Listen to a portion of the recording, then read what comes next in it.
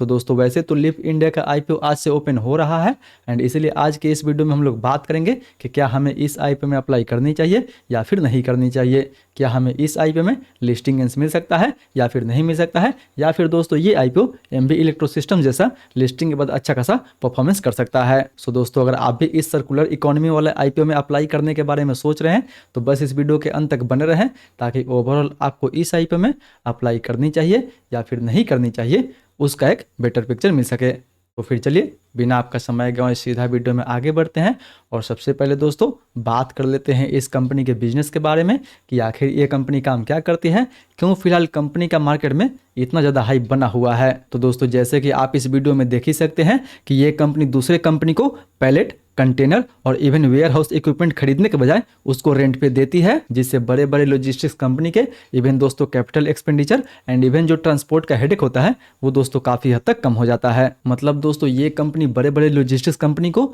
Even pallets या फिर even दोस्तों कंटेनर जो है वो रेंट पे देती है एंड उस रेंट से ये कंपनी अपना इनकम जनरेट करती है। यानी अगर इसके बिजनेस के बारे में मैं आपको सिंपल लैंग्वेज में समझाऊं तो समझ लीजिए कि जैसे आप ओला या फिर उबर को बुक करते हैं, जिसमें जो गाड़ी होती है वो आपकी नहीं होती है, आप बस उसको बुक करते हैं, यूज करते हैं एंड हर यूज पे कंपनी को आप कुछ रेंट पे करते हैं एंड वही रेंट उन सब कंपनी का दोस्तों मेन इनकम होता है। ठीक यहाँ पे जो कंपनी है लीप इंडिया, ये बड़े बड़े कंपनी को इवन पैलेट्स या फिर दोस्तों जो कंटेनर होता है जिसमें सामान लोड करके एक जगह से दूसरी जगह ले जाया जाता है उसको ये रेंट पे देती है एंड वही रेंट इस कंपनी का दोस्तों मेन इनकम होता है। वहीं ये कंपनी जिस एसेट पुलिंग इंडस्ट्री में काम करती है उस इंडस्ट्री में ये कंपनी दोस्तों इवन मार्केट लीडर है एंड फिलहाल पैलेट पुलिंग में इस कंपनी के पास ऑलमोस्ट आपको 90% के आसपास तक मार्केट शेयर देखने को मिल जाएगा। बात कर ले कंपनी के क्लाइंट के बारे में तो यहाँ पे इन कंपनी का क्लाइंट आप देख ही सकते हैं, ये कंपनी इन बड़े बड़े कंपनी को भी अपना जो पैलेट होता है या फिर कंटेनर होता है वो दोस्तों रेंट पे देती है। यानी समझ लीजिए कि ये कंपनी जिस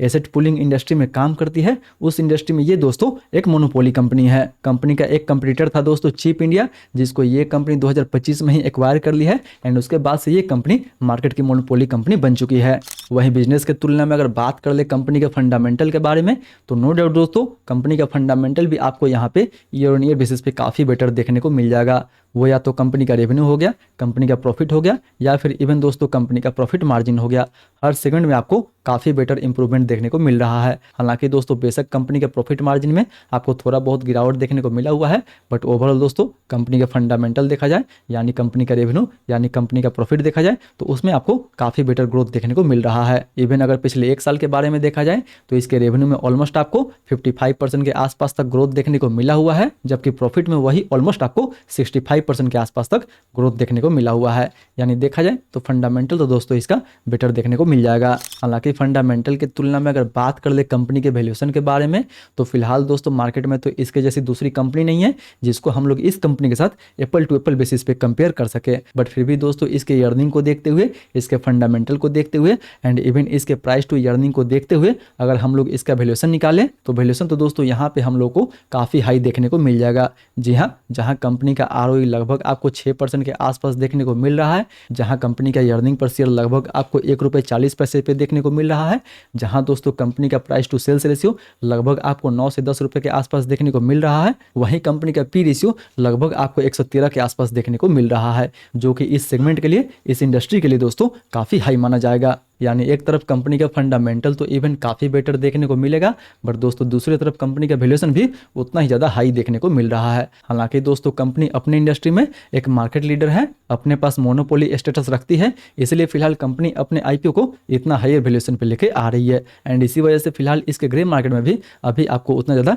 डिमांड देखने को नहीं मिल रहा है एंड इसीलिए फिलहाल इसके ग्रे मार्केट में भी अभी आपको उतना बेटर डिमांड देखने को नहीं मिल रहा है। बट फिर भी दोस्तों लास्ट में हम लोग बात करेंगे कि क्या हमें इस आईपीओ में अप्लाई करनी चाहिए या फिर नहीं करनी चाहिए। बट उसके पहले अगर हम लोग बात कर ले इस आईपीओ के डिटेल के बारे में तो फिलहाल दोस्तों ये आईपीओ 7 से 11 अगस्त के बीच में ओपन रहेगा, जिसका प्राइस बैंड 151 रुपये से लेकर 159 रुपये पर से रखा गया है। हालांकि दोस्तों आज से दो मेन बोर्ड आईपीओ ओपन हो रहा है, एक टेक्नोक्राफ्ट का एंड दूसरा दोस्तों लीप इंडिया का। हालांकि टेक्नोक्राफ्ट के बारे में हम लोग ऑलरेडी डिटेल में डिस्कशन कर चुके हैं, स्टिल आपने अभी तक उसका फुल रिव्यू नहीं देखे हैं तो ऊपर आई बटन, नीचे डिस्क्रिप्शन में या फिर वीडियो के अंत में भी मैं उसका लिंक दे दूंगा, आप वहां से देख सकते हैं एंड दोनों में दोस्तों कंपेयर करके आप अंदाजा लगा सकते हैं कि किस में आपको अप्लाई करनी चाहिए, किस में आपको अप्लाई नहीं करनी चाहिए। आते हैं अब यहाँ पे टॉपिक पे एंड बात कर लेते हैं इस आईपीओ के टोटल साइज के बारे में। तो इसका साइज जो रखा गया है वो लगभग 2480 करोड़ के आसपास रखा गया है, जिसमें से 2000 करोड़ का ऑफर फॉर सेल रहेगा एंड बाकी 480 करोड़ का दोस्तों फ्रेश इशू होने वाला है।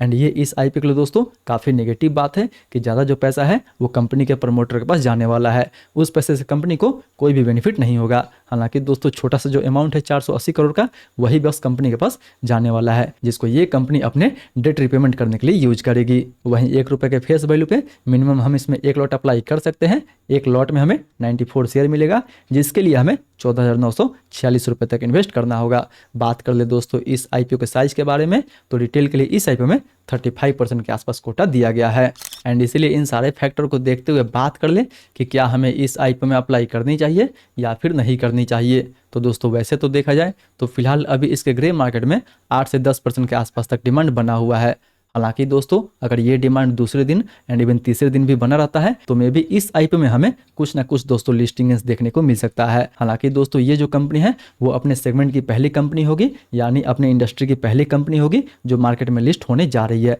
एंड वैसे भी कंपनी के पास दोस्तों मार्केट शेयर काफ़ी बेटर है। कंपनी का मार्केट शेयर ऑलमोस्ट आपको किसी इंडस्ट्री में 90% के आसपास है। एंड इसीलिए दोस्तों अगर मार्केट में ये लिस्ट होती है तो मे भी थोड़ा सा वैल्यूएशन हायर साइड पर रखा गया है, बट फिर भी दोस्तों बड़े इन्वेस्टर्स को ये अगर पसंद आता है तो मे भी लिस्टिंग के बाद भी इसमें हमें अच्छा खासा मोमेंटम देखने को मिल सकता है, क्योंकि फिलहाल ये कंपनी अपने सेक्टर की अपने सेगमेंट की पहली कंपनी होगी। एंड इसीलिए दोस्तों इवन इसको फर्स्ट मूवर का भी एडवांटेज देखने को मिल सकता है। इसलिए इस आईपीओ में दोस्तों मेरे हिसाब से ठीक ठाक लिस्टिंग गेंस भी देखने को मिल सकता है एंड इवन लिस्टिंग के बाद भी इसमें हमें ठीक ठाक मोमेंटम देखने को मिल सकता है। हालांकि बेशक दोस्तों आईपीओ का जो वैल्यूएशन रखा गया है वो काफ़ी हायर साइड पर रखा गया है, बट दोस्तों आपको याद ही होगा कि जैसे लेंसकार्ट का आईपीओ आया था काफ़ी हायर साइड पे एंड उसके बाद भी उसमें हमें अच्छा खासा मोमेंटम देखने को मिला हुआ था। ठीक है, आपको यहाँ पे भी देखने को मिल सकता है लिप इंडिया में भी कि इसका भी वैल्यूएशन हायर साइड पे रखा गया है। बट दोस्तों अगर बड़े इन्वेस्टर्स को ये अच्छा पसंद आता है तो मे भी लिस्टिंग गेंस भी इसमें ठीक ठाक देखने को मिल जाएगा एंड इवन लिस्टिंग के बाद भी इसमें हमें